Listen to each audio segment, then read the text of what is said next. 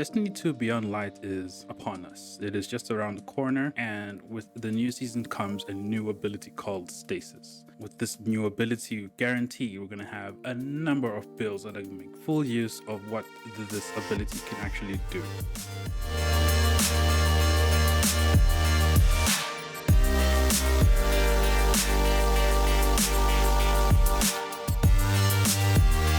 For this video, I'd just like to take the time and go back to pre-Beyond Light and have a look at some of the builds that I've had at least the most fun with. Now, they may not be the best builds in the world, especially for things like raids or for PvP especially. But at the very least, you'll be having a lot of fun. And I've spent quite a bit of time with these builds, especially when I'm doing, strikes or just chilling with some friends and having a good time. Welcome back everyone, I'm Demia, and these are the most fun builds that I've had in Destiny 2 pre-Beyond Light.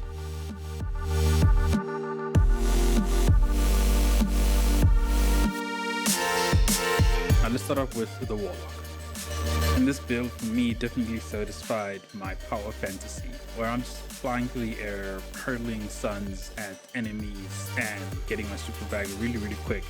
It is just like a fun build to use on a daily basis. In order to generate the infinite amount of grenades, you'll need to pair this build with the exotic armor piece sun braces that come with the exotic perk helium spirals. Now with this perk, every melee kill that you get with the charged melee will allow you to then start hurling a bunch of solar grenades all over the battlefield until the timer runs out. So this is then why it's important at the same time to have a pretty high melee regeneration rate. So you want to get your melee up as high as possible. What also helps is that with top 3 Dawnbreaker, every kill that you get whilst in the air regenerates your melee quite quickly. So by the time you get to your next engagement, or even within the same engagement, you're going to have your melee back just quite quickly, and just going to be spending the whole time chucking grenades that just burn everything within the vicinity. But one other thing that Sunbracers does, it increases the duration of the burn effect of your solar grenade.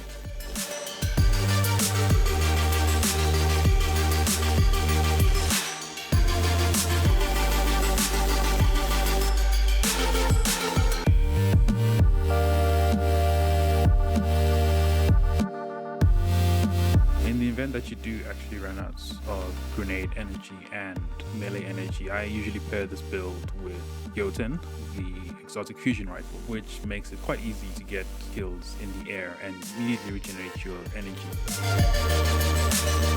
And again, getting those kills in the air helps regenerate your melee energy that you can then use to reproc Helios spiral and just keep chucking grenades over and over again. One other thing that comes with using a fusion rifle is that you can get charged with light. Now, getting charged with light is possible using the armor mod quick charge, where getting rapid fusion kills immediately generates a charge for you. I usually pair this with the armor mod heal thyself, which heals you every time you throw a grenade as long as you are charged with light.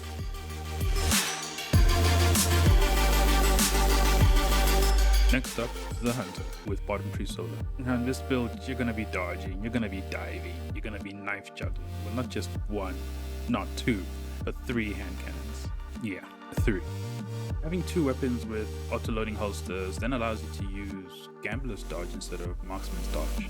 So in a fight team, you're dodging around enemies and you'll always have your weighted knife ready for you to use, and likely one to kill any enemy, especially if you have solar plexus equipped in one of your armor slots. And to confirm, you will have 3 hand cannons because of bottom 3 solar and perks. Practice makes perfect and knock them down. Your super regeneration will be quite high if you are able to land precision shots with your weapons. This build works well with the exotic armor piece Lucky Pants, but I usually pair it with Celestial Nighthawk, just so that I am able to handle pretty large enemies and usually one-shot kill them if I get a precision shot. As you can see, definitely landing precision shots is the way to go with this build, and you want to take advantage of this, especially if you want to get a bit more damage in your base weapons. So I usually add in the armor mod precision charge, which on rapid precision kills specifically with the hand cannon, you become charged with light, and you can combine that with another armor mod, high energy fire, which definitely adds a bit more punch to your hand cannon shots. Other than your weighted knife, there isn't really much utility as far as close quarters combat. So in my power weapon slot, I added a sword so that if I do ever get in a situation where there's enemies around me and I'm able to fire off as many hand cannon shots as possible, I just equip my sword and just go to town with them. My choice of sword is Gold Tusk. I think it's a pretty cool weapon overall. You're able to dish out quite a few strikes in a very short period of time and definitely clear the area around you without too much effort.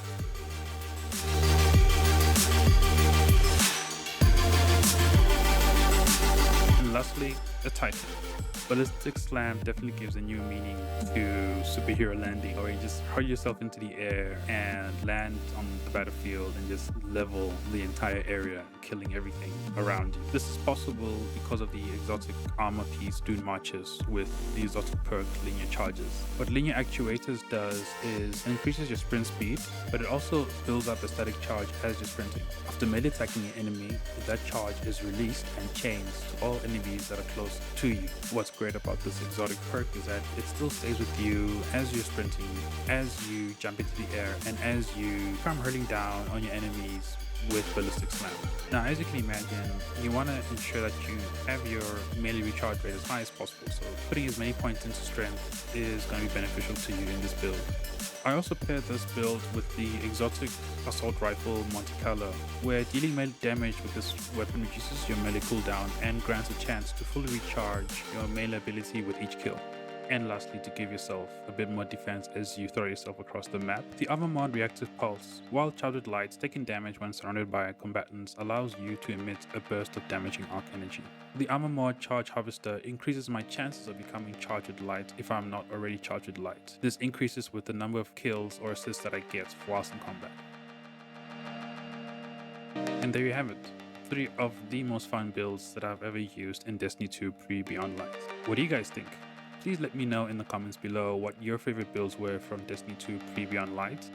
If you liked the video, please go ahead and hit that like button. Also subscribe for more future videos on games and tech. Thank you everyone for watching, and we'll chat in the next video.